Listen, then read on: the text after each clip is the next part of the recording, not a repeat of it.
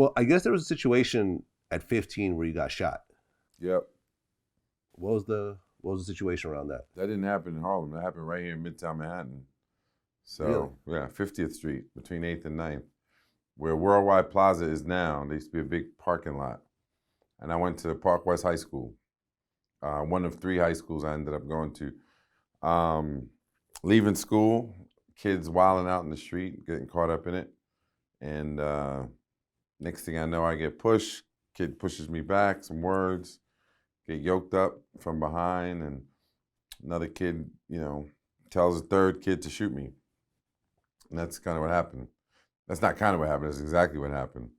Um, so, Okay. what's that? Where'd you get shot? On my neck? Oh, wow. So you almost died. Quarter inch away from being quadriplegic, half inch away from being dead. So that changed everything. But we talked about full circles.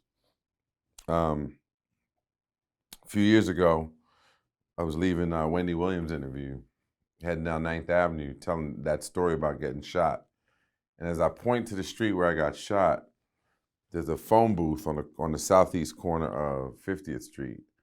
And there was a poster of my face for the series Alphas I was doing at the time, right on the corner where I got shot.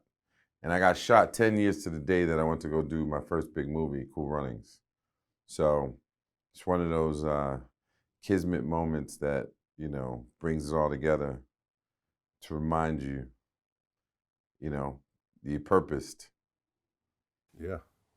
Well, you get shot in the neck, and I assume you just start bleeding like crazy at that point. No, because it just grazed me. I mean, that's what I'm saying. If it was a quarter of an inch over, it would have hit my jugular vein. Mm.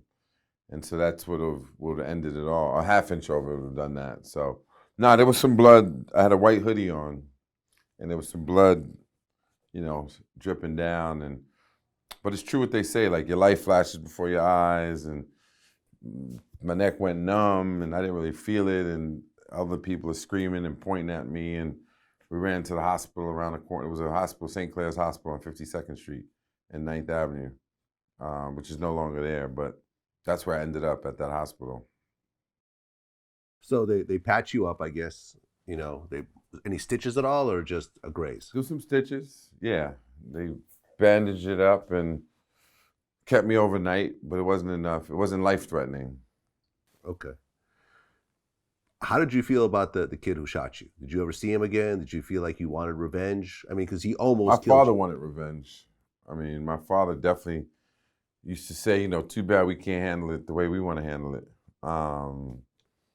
But I had to go to a lineup. But apparently the kid that shot me shaved. And the kid I just remember he had curly hair and like mustache, young Puerto Rican kid. But when they did the lineup, they basically put wigs on all of them. So it looked like a bunch of Harpo Marx characters, and I couldn't figure one out from the other, so it just kind of went away.